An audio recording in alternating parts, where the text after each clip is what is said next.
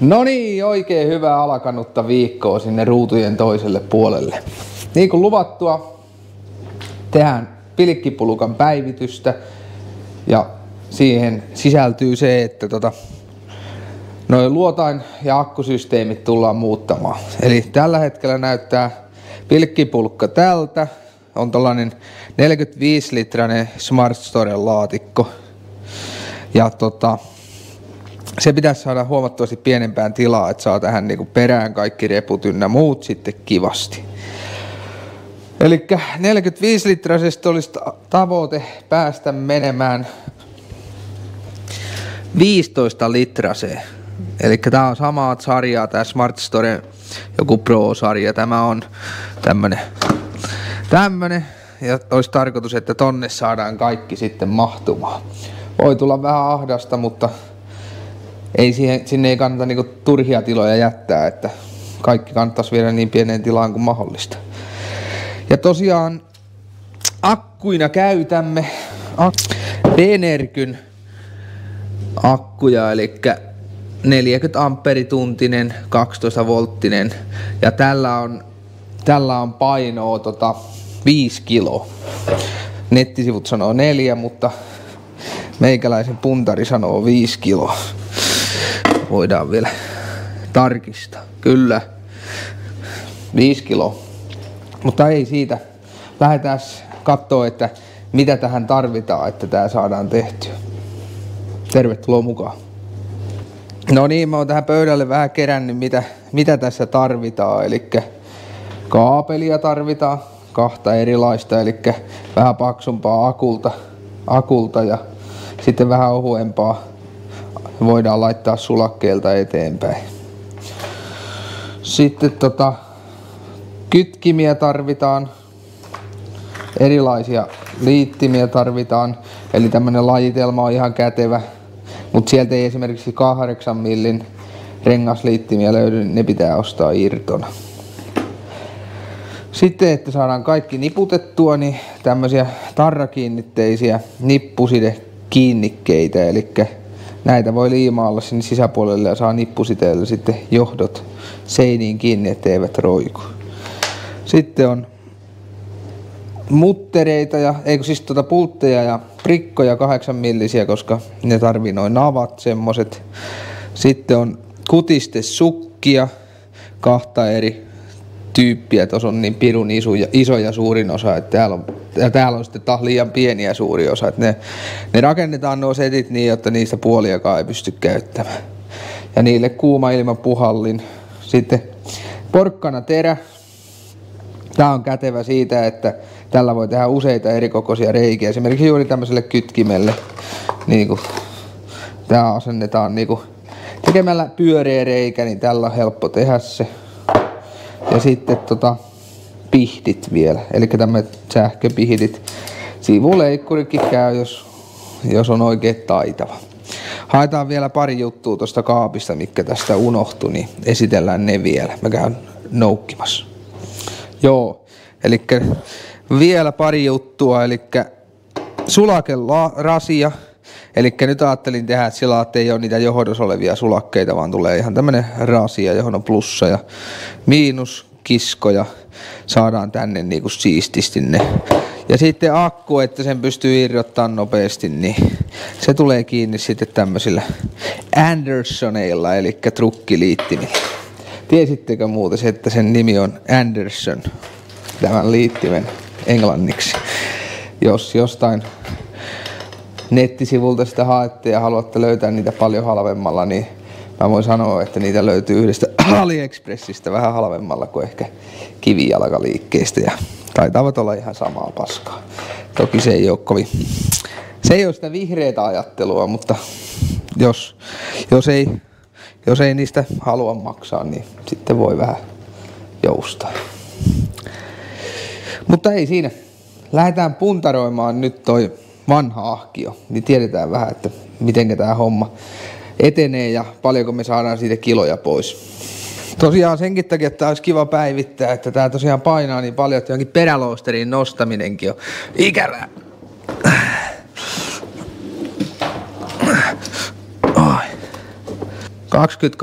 22,5 kiloa. Elikkä tosiaan voidaan nyt kurkata samalla tonne sisälle. Elikkä tää on nyt semmonen versio ollut tämä, että tästä ei se virta lopu kesken ainakaan tästä painavasta versiosta. Elikkä kun mulla on aika iso näyttö toi 16-nen tossa, niin mä oon jo tätä vähän purkinut täältä sisältä, mutta paino on sama mitä aikaisemminkin. Elikkä täällä on ollut tää 24-volttinen 60 ampeerituntinen akku. Elikkä vastaa niinku 120 ampeerituntista 12 volttista litiumia, eli 240 volttista lyijyakkua, tai 240 ampeerista lyijyakkua. Eli vähän niinku turhan iso akku ollut ja sen vuoksi se on tuonut painoa tohon, koska toi painaa paljon enemmän. Ja sitten nämä johdot ja kaikki, niin no tälle kaudelle niin mä tiesin, että mä tuun päivittämään, niin nämä on vähän niinku heitelty tänne. Esimerkiksi maadotukseen mulla ei ollut rengasliittimiä, justiin niin kuin sanoin, että nuo se ei ole nuo setis, niin nää kyllä, no ei on ne aika hyvin kiinni, mutta sellainen hyvin epävarma ja herkkä vioille toi. Mutta lähdetään siitä päivittää sitä, eli tosiaan laatikko on tämmönen aika pienehkö ja en sitten lähtenyt mittailemaan edes tota akkua, että mahtuuko se tänne. Eli mä oon sen tänne jo laittanut sisälle ja näkee, että menee sitä reunan ylitte, mutta koska tää on tämmönen poimutettu tää kansi, niin ne poimut osuu siihen, oli se sitten kyljellään tai pystyssä.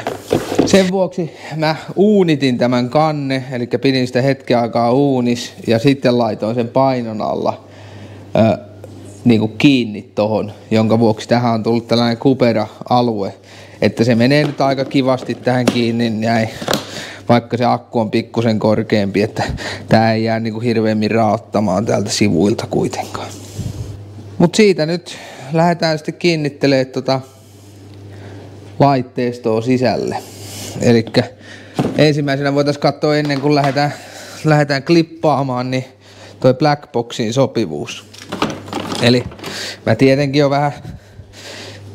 jo vähän etupeltoonkin tätä sovittelin, niin huomasin, että Blackbox on niin korkea, että se ei tänne niinku mahdu niinku tänne kylkeen laitettavaksi.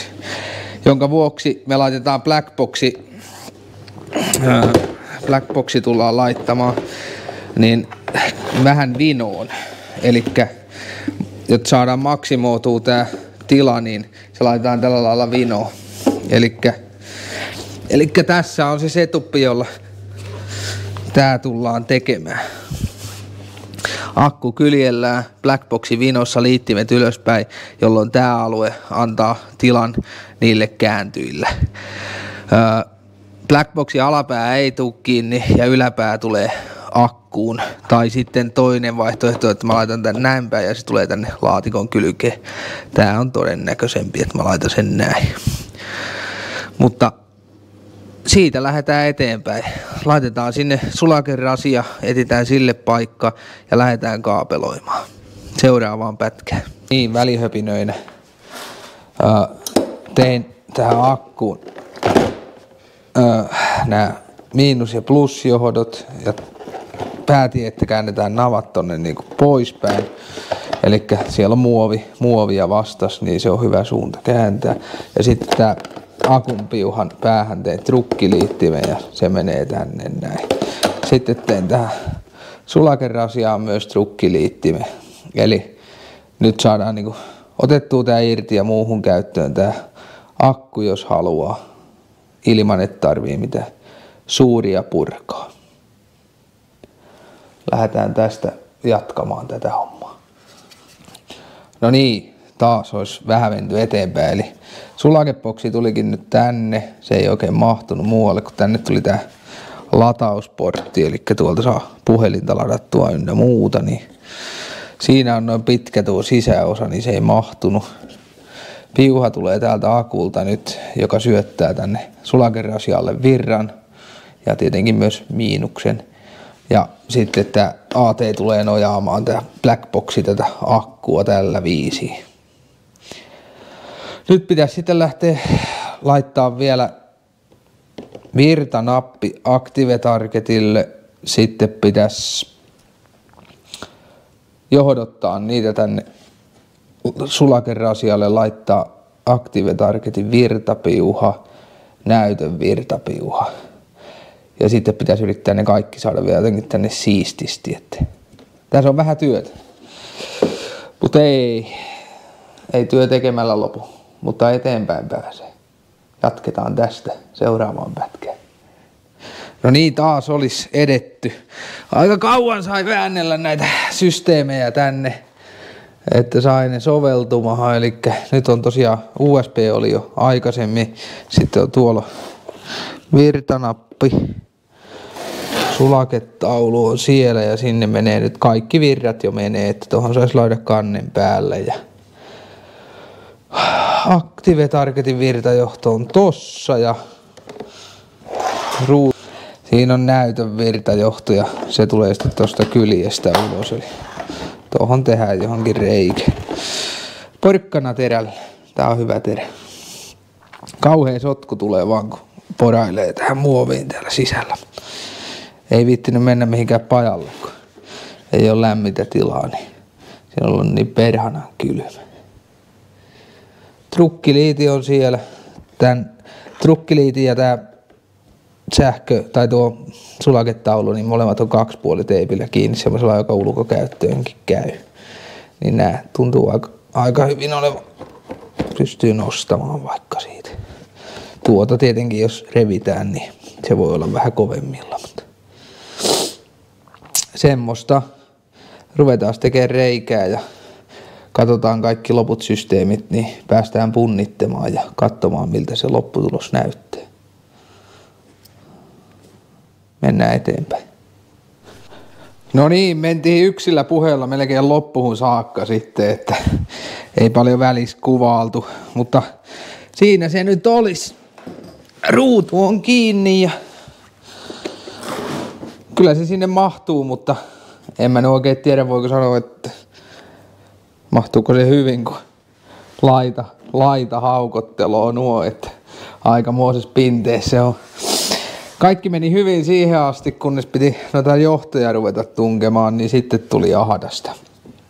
Eli katsotaan tänne sisälle. Tää avausmekanismi jää tänne näytön alle, mutta sen saa sieltä vielä auki. Noin. Siitä. Pois. Kyllä on laatikko täynnä. Voi pojat, että on laatikko täynnä.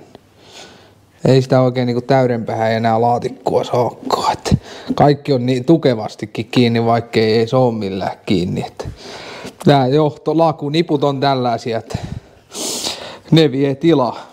Elikkä niin, no joo, en mä tiedä, ehkä vähän ennen kuin niitä piti ruveta survoon, niin tuli huomioon, että kun näin päin on nyt tää blackboxi ja tänne tulee toi anturi kiinni, niin se anturin johto ei taitu samalla lailla kuin nämä ethernetit ja virtajohdot. Nämä oli aika sellainen, täällä lämpöisessä varsinkin taittu ihan sillä lailla, ettei tarvinnut väkivaltaakaan käyttää. Mutta sitten tää anturin johto ei samalla tavalla taitu. Niin tää on nyt rakennettu sitten hyvinkin erikoisesti, mitenkä tämä toimii. Mä tuosta kuvailen teille. Laitetaan noin. Niin tämä kansi menee paikallensa sillä lailla, että täällä on tää anturi johto. Se on loppu yllättäen taas akku. Niin, en tiedä mihinkä jäi, mutta eli kannen kun laittaa kiinni, niin tässä pitää ottaa vähän huomioon juttuja. Eli johto pitää tästä kannesta syöttää niin kuin läpi jo aluksi. Ja sitten mennä tänne lähelle ja laittaa tää virtajohto kiinni. Näin. Menikään se oikealle urille. Noin.